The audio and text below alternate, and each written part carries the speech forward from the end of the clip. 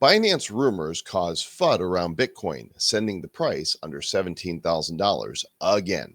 Sam Bankman Fried will be extradited to the United States. And Elon Musk asks Twitter if he should resign as CEO of the company. It's just another crazy day in a crazy upside down world. And who better than your crazy hosts to cover it all on our bad news episode number 660 of the Bad Crypto Podcast. 5, 4, 3, 2, 1, 0, ignition. Who's bad?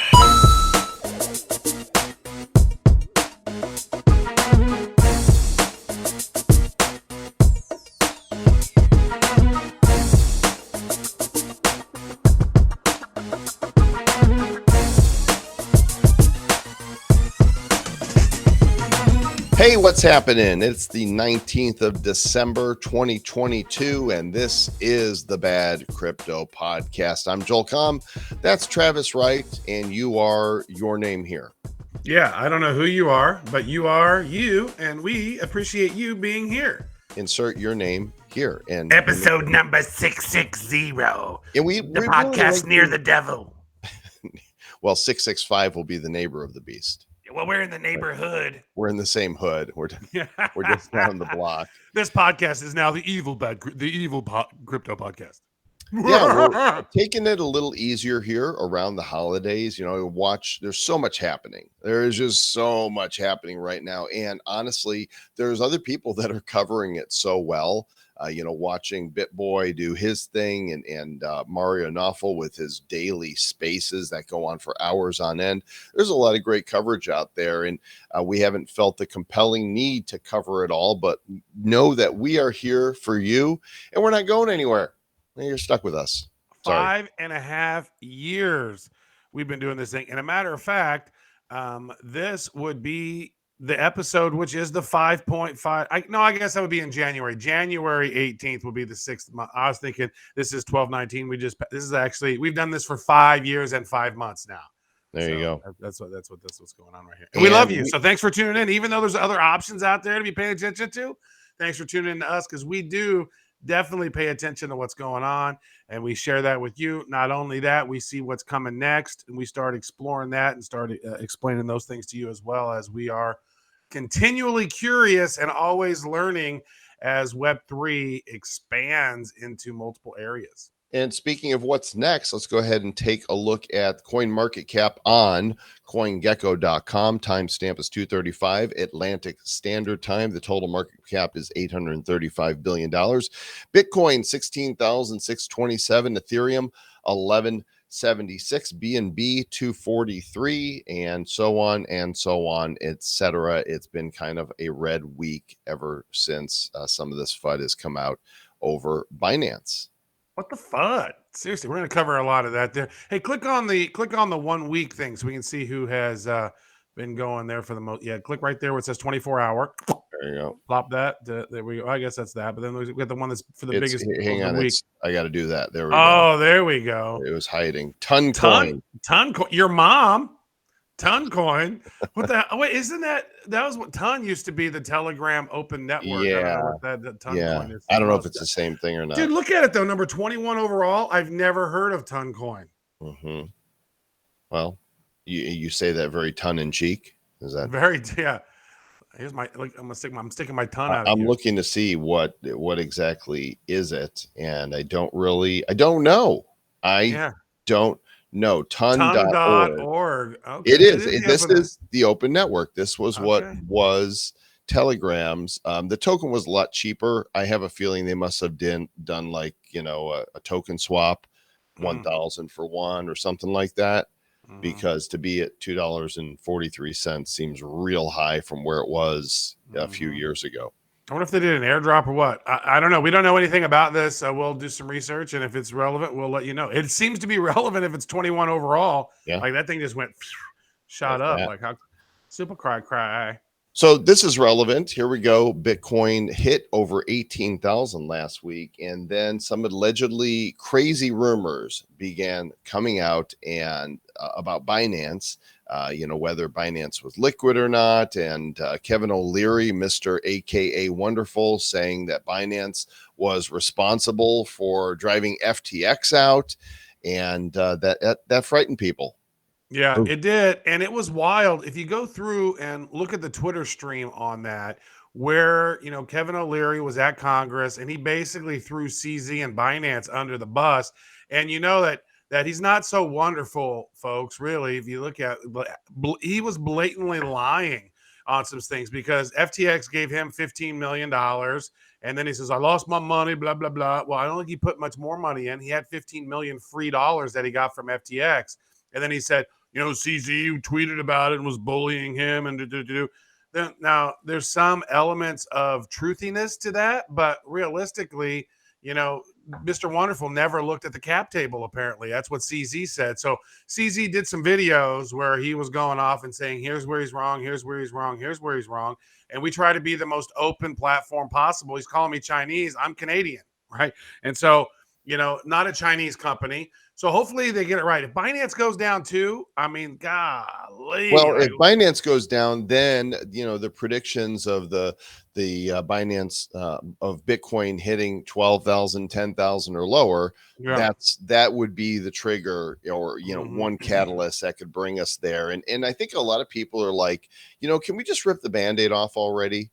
Just get it done. The sideways movement is it's painful. And rip it off, take all the hair with it. Let's be done with it. Let's hit the low and then let's start our long slog back. Let's hit the low and let's fucking go. That's what I'm saying. So meanwhile, I think, I don't know if we did news covering that Sam Bankman-Fried was arrested in the Bahamas, but he has been since. I think he got arrested. No, he got arrested right after we recorded our show. Like we recorded it and then Sam Bankman-Fried got arrested, so we didn't cover it. And this is an interesting piece. Like his mom and dad were calling the prison and they're like, could you guys please, make sure he stays on his vegan diet and all this stuff. And like, apparently this is one of the most rat and roach infested prisons in the Western Hemisphere, apparently in the Bahamas. Like once you get out of the resorts in the Bahamas and you get into the real Bahamas, like it gets really ugly. And so that's what's kind of happened is, and then he's like, I'm going to fight the extradition to America. Oh my God, was that a mouse? Oh Jesus, look at these. You know what? I'm not going to fight the extradition. I think that there's no need to hold that. I'd rather spend 150 years in a U.S. prison than stay in this shithole. I think it's really what's going through his mind. Again, the dude talks way too much. And if I was a lawyer and I'm not, and I was his lawyer and I'm not, I would say, just shut up. Stop saying anything.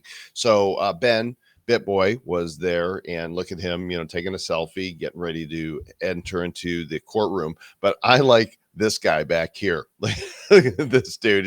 He's like, peace, bitches. I'm watching this go down. That looks like Donald Trump Jr. behind BitBoy. Right there. Turned with his head turned. Yeah, it's not. It kind of does. Look at that. And then there's some blonde chick right there. This guy here is fortunate enough. He's showing everybody his hairline. That's really nice. But I think it's like, when you're thinking, it's like, I wonder what was going through SBX's mind, right? SBF's mind. SBX. I just call him that now, XBX. Because I think he thought he was always going to be a freed man, right? I think he thinks that he is covered. Here he is. He is covering for some very large, campaign donations, and there's conversations around money laundering. Congress is now talking about those elements. If that's the kind of stuff that gets going on this, like it's going to be like, realistically, this could blow the cover off of a lot of the schemes that the uniparty is doing. And a lot of people will say, oh, it's Republicans or it's Democrats. No. It's not right versus red. It's not red versus blue. That's sports ball. It's really a various shade of about 75% of them are purple. There's a uniparty, and then there's the outliers that are trying to do the right thing, but most of them are entrenched, and they're all about themselves. You can tell that by when you look at Republican leadership, they're always kowtowing to the other side, because really the other side is the ones that's it's really Congress has about 70-75% of the uniparty in there. So it's not Democrats versus Republicans. And so people are saying, oh, you hate Democrats. Oh, you're not against, oh, you're a Republican. Like, no, I'm a centrist. I've always been. And in some cases, I'm left. Other cases, I'm right. It depends. It's not a zero-sum game. Don't And be so unitardy, Travis. But it is a uniparty. And if you don't realize that by now, then you're unitardy. There you go. So we're going to keep an eye on what happens to Sammy if he's going to make it to America. As we were talking about what the FUD happening, this article on News BTC kind of details some of the controversy and the rumors around CZ. And people are like, there's some people that are cheering for Binance to fail. I only want them to fail if they're doing something evil. But just cheer, if they are committing crimes, if they are faking their reserves. But I don't want them to fail and take a hit just because they're massive. That's that's class warfare. What's the point of that? How is that good for crypto? Right. Not good for crypto. And it's like, he was talking about transparency. He's talking about proof of reserve. He's talking about making sure that everything is on the up and up and trying to do things to make the market better. He called out, scam, bank man fraud about these scenarios. And, it's just wild. My hope is CZ is as legit as he is portraying himself to be. That's my goal. I hope that's the case. Maybe they're not 100% on their reserves, but what SBF and FTX was doing was clearly fraud when they were mixing up customer funds and then taking customer funds and then investing in the Miami sports ball arena and then, donating millions of dollars to the uniparty and all this other stuff that's going on with customer funds. Like, oh, we just mixed it up. Well, then, asshole, you need a better accounting system. Well, the question posed in this article is, why doesn't Binance take one of the big auditors? And apparently none of these auditors are currently prepared to conduct a proof of reserves audit for a private crypto company, saying they're not equipped and they are still looking for a firm that will do so to properly audit their reserves. Joel, they said that when an audit happens, audits take months. Right. This is not like, hey, we're going to walk in, open your books and go, hey, okay. Yeah, it takes months. You guys are good. I'm going to pop a story in here really quick that I just spotted, Sir Lord Travis. The chairman of the Senate Banking Committee says that the SEC should ban crypto in the U.S., citing a national security threat. How do we elect these clowns? How in the world? Yeah. Is he the guy who was calling it creepy dough? Oh, it's creepy dough. It's the bad creepy dough. Brown is the guy's name. He's he's the chairman of the Senate Banking, Housing, and Urban Affairs. So what it is, and which a lot of people have stated this to them clearly, is like, look, this is not a crypto problem. This is a corrupt, centralized company problem. Right? It's not a crypto problem. And if this guy goes in and bans crypto, then you're going to have, well, I tell you, they're talking about banning TikTok too, which is probably a really good thing. But God, that is going to piss off so many Zoomers and millennials. Like they're going to be just so pissed off. What are we going to do? Come in and ban and then ban. Where are we going to dance? God, I don't know. It's have to do it on the Zuckerberg platform, I guess. I guess so. So this, I don't think that there's an actual threat of that happening. I think regulation is far more likely to take place. Look at that guy again. Scroll down a little bit farther. That guy, doesn't he just look like, get off my damn lawn with your damn crypto? Look at you with your creepy dough. Creepy dough. He totally looks like one of those goobers. So this is interesting. Let's talk Twitter for a moment, because it's impossible to avoid Elon Musk. I think partly because crypto Twitter is such a big part of the community, and because he did pump Dogecoin, and we're waiting to see how Twitter is likely to integrate crypto payments. There's a couple things that happened this last week. One, his current location of his plane was being doxxed in real time. And because of that, he suspended a number of left-leaning journalist accounts who thought they were being, clever in saying this violated terms of service. And there's actually a Wikipedia page calling it something like Black Thursday or something, the day, No, Thursday Night Massacre. Yeah. They've deleted it.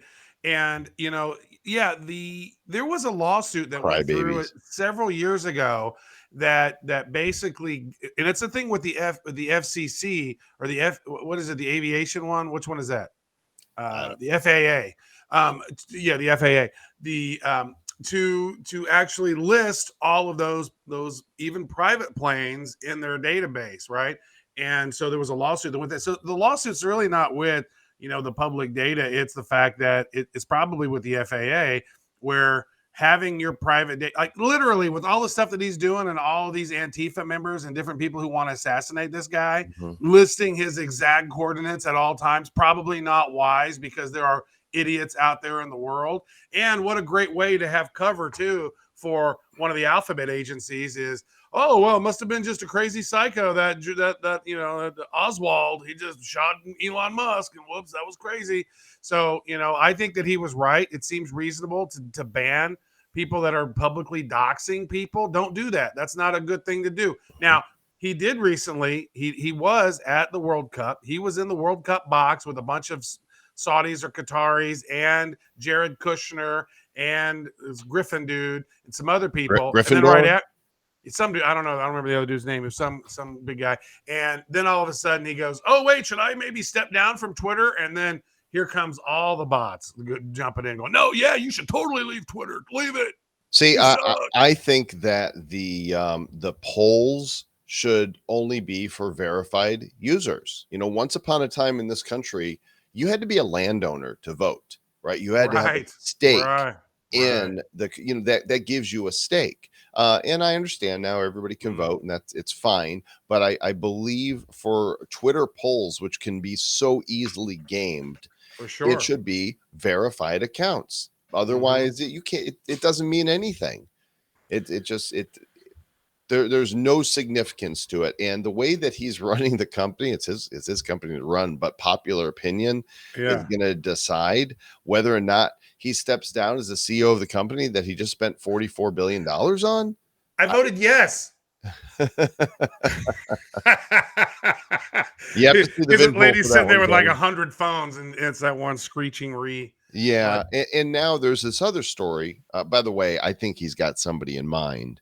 I don't think you put that out there. Should I step down? It is going to be Joel Comm, everybody. Let everybody know it. No. Joel is going to do Twitter Power 5, and he is going to become the CEO. It would be 4, and hell no. I cannot imagine anything worse than being a CEO. having a day job. Yeah, having a job, period. This is JOB, just over broke, baby. Yeah, it's also crypto too, is just over broke now at this point. For just under broke for a lot of people, unfortunately. It's a job. Yeah, but so there's another policy. He came out and he banned links to competing social sites, which other sites, some of them do have policies saying that you cannot have accounts just to promote your profiles on other sites. Makes sense to me. You don't go, if I owned a McDonald's, which I never would, and I don't even eat there, but if I owned a McDonald's, I wouldn't allow Burger King to come and place table tents, ads on my tables. So setting up accounts just so that you can say, follow me on Mastodon is bogus. And I think that those should be banned. So what they've done is they've retracted that and said this now falls under the spam policy. And so, if you're spamming, if the primary purpose of your account is to spam promotion of competitors, then that we already have a policy for that. And so, what I think is hilarious on this whole thing, though, is that most leftists who hated Donald Trump are leaving Twitter and going to a place called Mastodon. Yeah, dude, it's not only that. I'm over here. Follow me on Mastodon. People on the right, that's Truth Social's Mastodon. People on the right were draconianly, horribly censored. There's no question about it. And the left always said, well, go make your own Twitter, right? So many did. And we got Getter, we got Parlor, and there's Truth Social, and there's other places to Well, go. And we had Parlor, and then they literally deleted it right after January 6th. They're like, "Oh, well, this couldn't even be because this is an right. insurrection." And it was so crazy to me. I was like, I was looking at photos of the people inside the cap. This is a totally digress. Inside the Capitol, they were walking on the red carpet between the stanchions, the There's velvet rope video. stanchions. Yeah, There's very well behaved. They're not domestic terrorists. They're domestic tourists. there's literally video of Capitol security letting people, waving them in, escorting them to where they're Yeah. going. Video that you'll never see on CNN I've or seen it. Yeah, MSNBC not or on those places. anywhere else. They're not deep fakes. They're real. You're not going to see this video anywhere. And if you haven't seen this video, okay, this will be your bellwether. If you have not seen this video and you think January 6th was an insurrection, telling you this video exists, go find it. And then when you see it, engage your brain and go, why haven't they shown this to us? Why have we nobody listened to this podcast this far in these topics we're covering? It has not seen that, there's or that one guy. There's the one guy who gave one us guy the waiting to hate on us. The right? one guy gave us the 1-star review and was We in. scared all them away. I think it was that guy in that picture you just showed. That Get off my damn lawn, boy, man, creepy dough. I think it was that guy right there. And so anyway, before you digressed, I was saying that all of these people got banned, blocked, and they're like, ha, you're banned and blocked. They lose a handful of journalists, so-called journalists, and Taylor Lorenz, and they pitch a hissy fit of biblical proportions. And Elon Musk is such a dictator that he lets them back in. Well, he opened it up for the poll, and he said, should we let them in? Should they have a 7-day suspension, or should they be done forever? Or should I release them now, or whatever it was? Like, release him now. Like, okay, boom, you let them all back in. But, I look at this like, who are the most hateful people that I've seen? It's Keith Olbermann. He's one of the hatefulest person I've ever seen. And then Taylor Lorenz, like, she's an up talker, which is so weird. She always ends all of her sentences like this, and then she's talking like, "Why should we just do this?" Like, bitch, shut up! Like, I can't even hear you. Like, you're so obnoxious. But if you even dive in and try to find anything about Taylor Lorenz, it's all washed. It's buried. You can't find anything because her uncle owns archive.org, right? She is a $1 billion trust baby, and a lot of these $1 billion trust babies, that same dude who was working for Vice, he's a trust fund baby. And basically, it's just an example of these guys putting their people in places of power so that they can continue the narrative go, so they can get more money and more control and more power over time. And that's where we are. And we are nearing the end of this show, Mr. Joel Comm. We've been going for a while. Trust fund babies. There should be a show about trust fund baby. Ooh. Their new superhero or something or other.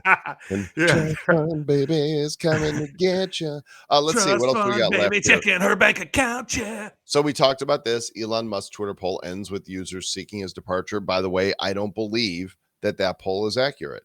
I do not believe that. I think the majority of actual 13 million votes, living, breathing people approve of the way he's running Twitter. I think that you've got a lot of bots in there that are voting, and that shouldn't be happening. Finally, last crypto story, Sir Lord Travis Wright. Ethereum bulls wake up after 4 years to transfer 22,982 ETH. These are two addresses that have been dormant for over 4 years.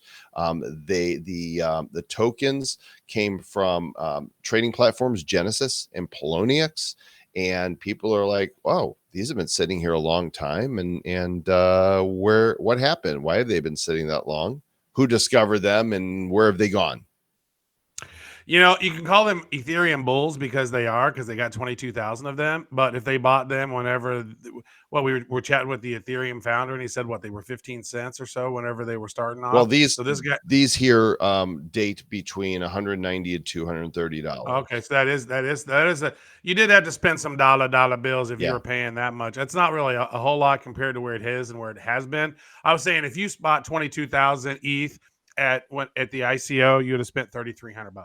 I'd like to go back to 2015 and not spend all that money I did on the Royals World Series run and spend some of that on some cheap ass Ethereum because that would have been better. Can I get a time machine?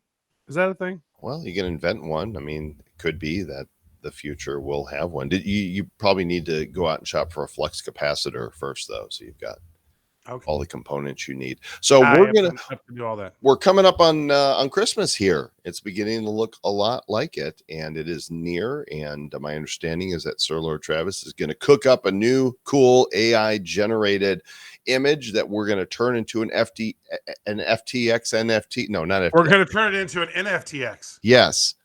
For members of the It will crash. Nifty Club, if you are not yet a card carrying member, this is the card. You go to badcrypto.uncut.fm, and for the massive sum of 0.002 ETH, currently $2.35, you could also pay with a credit card, get this membership card, and then we make it rain NFTs on you. The last set, the last NFTs we dropped were the ones that were dedicated to Ethereum. You did 5 different ones that were animated, and I think we minted about somewhere between 35 and 40 of each one, and every member got one randomly from the set. And the feedback on these, like, this is top drawer stuff. This is great AI art tweaked by Sir Lord Travis.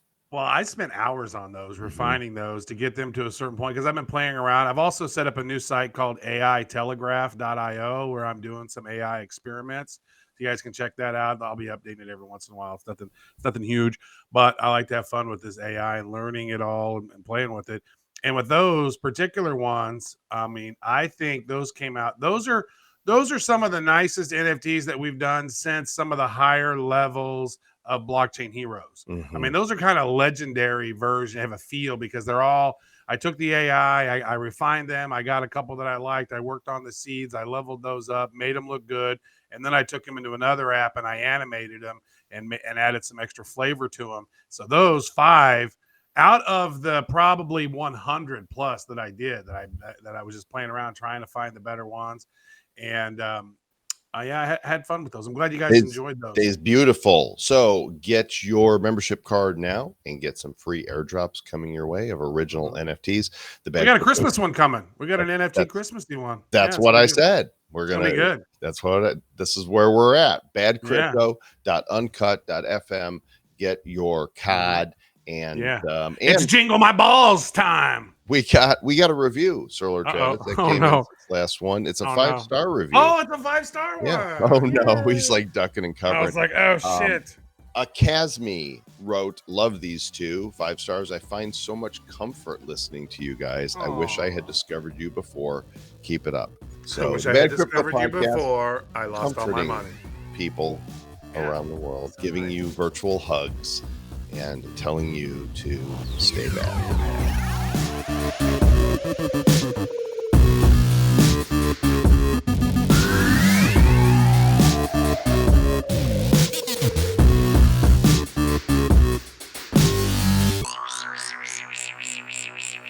Who's bad? The Bad Crypto Podcast is a production of Bad Crypto LLC. The content of the show, the videos, and the website is provided for educational, informational, and entertainment purposes only. It's not intended to be and does not constitute financial, investment, or trading advice of any kind. You shouldn't make any decisions as to finances, investing, trading, or anything else based on this information without undertaking independent due diligence and consultation with a professional financial advisor. Please understand that the trading of Bitcoins and alternative cryptocurrencies have potential risks involved. Anyone wishing to invest in any of the currencies or tokens mentioned on this podcast should first seek their own independent professional financial advisor.